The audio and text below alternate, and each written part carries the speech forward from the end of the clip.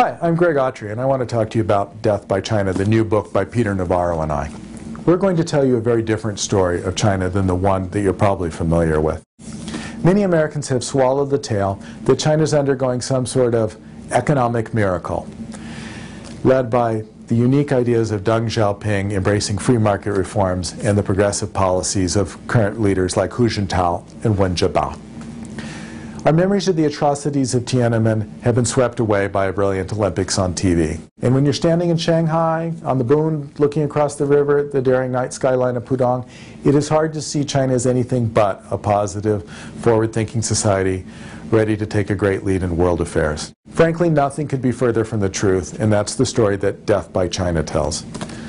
The frightening reality is that under the carefully orchestrated Disneyland version of China that you see lies a complex society ruled by fear, racked by inflation, and bubbling with class and regional discontents. It's all held together by an authoritarian state led by a cadre of Communist Party thugs who use stability as an excuse to hold on to privilege and power. As the influence of this corrupt regime expands, we should all be concerned. We should be very concerned. Now, to be honest, most of the Chinese people you're likely to meet are benefiting from the current situation, as are many of America's top pundits, business leaders, and politicians. And they aren't about to tell you what's going on.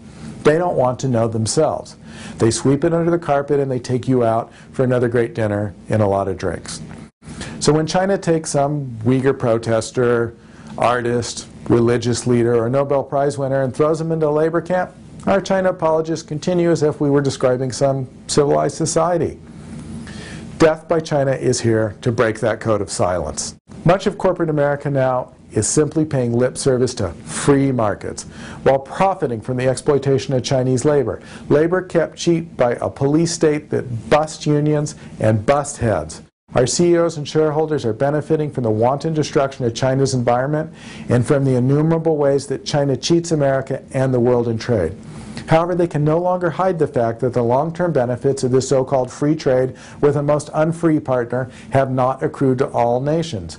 Real wages in the U.S. have been dead flat since China joined the WTO in 2001.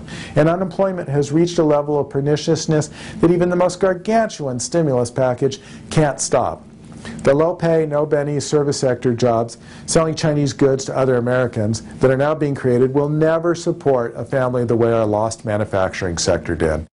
It's a story of an unethical trading partner using counterfeiting, industrial espionage, and the outright theft of everything from iPhone designs and Harry Potter films to high-tech military and space technology.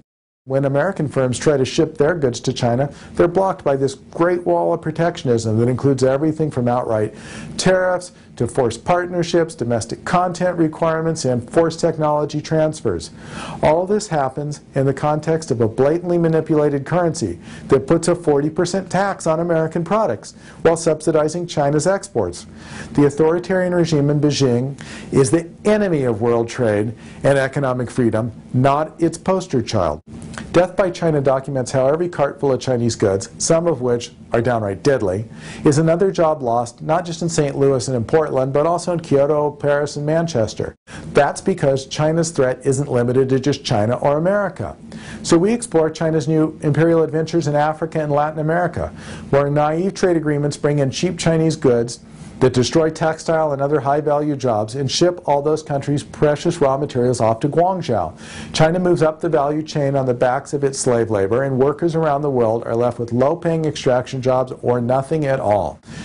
If all this weren't bad enough, we close with a look at exactly where the Chinese government is spending its ill-gotten profit. And not surprisingly, it isn't on health care or retirement plans for its workers. It's military budget that outpaces its breakneck GDP.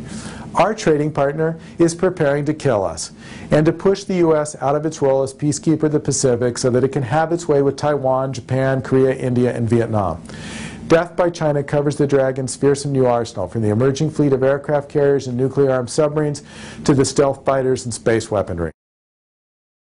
So, please click on the order button, get your copy of Death by China, and when you're done, mail it off to your congressperson, or give it to an unemployed friend who wonders where her job went to.